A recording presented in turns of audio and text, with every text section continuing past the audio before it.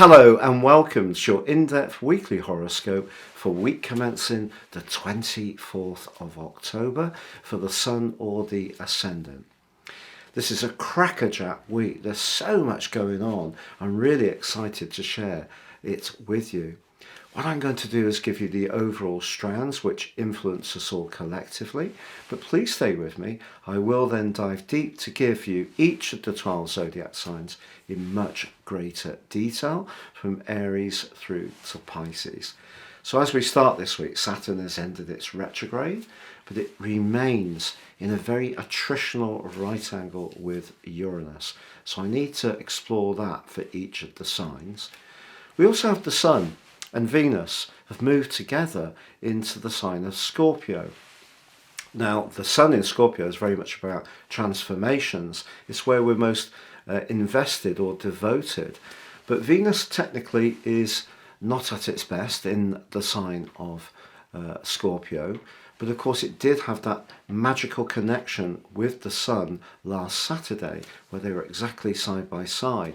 So the potential to continue a dialogue around a relationship matter is there, but I think what we get now is much more into the deeper analysis, the real politic of what some relationships are about, and perhaps the real politic about our longer term financial situation too. Now, of course, we have the partial solar eclipse on Tuesday, which on the face of it does give us some opportunities. But it works in tandem with the total lunar eclipse of the 8th of November, which is truly astonishingly tough. So I think we are about to see a massive reset globally. When it comes to energy consumption, the price of things, the cost of fuel and foodstuffs have all been going up, but I don't think we've seen the end of how this restructuring is going to play out.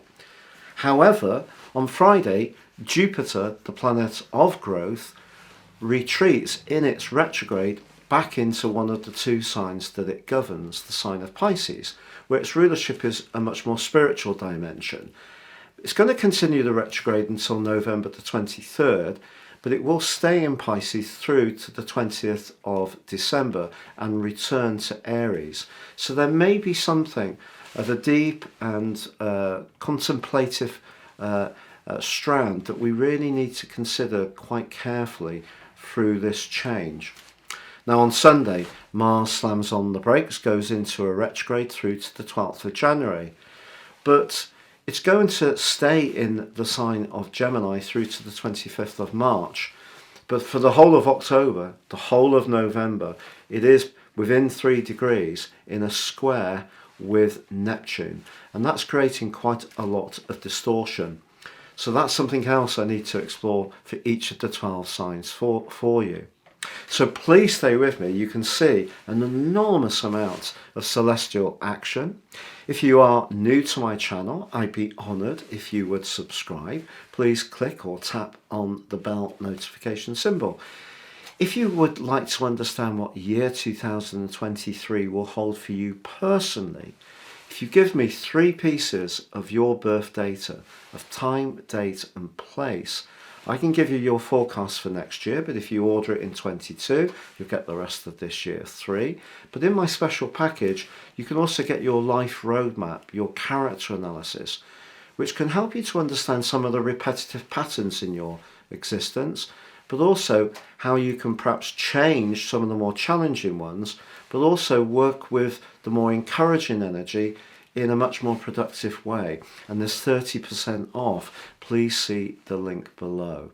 So Taurus, your week commencing the 24th of October forecast does offer a real opportunity, particularly around relationship themes, because your ruler Venus is so closely aligned to the Sun, but in your sector of relating, despite the fact that Venus is technically not at its best in Scorpio, for you I feel your ability to listen, to react to situations in an empathetic way, to create a more harmonizing approach, even to some ties that have been a bit tense of late, is definitely given a boost.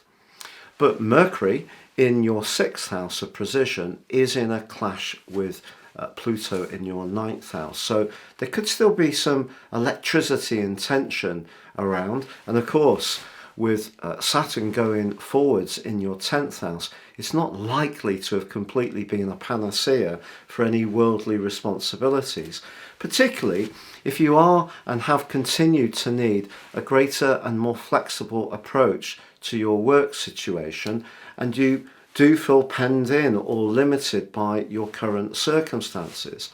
But Jupiter returning to the sign of Pisces, despite being in a retrograde, could see you getting together and connecting with people that are part of your wider group.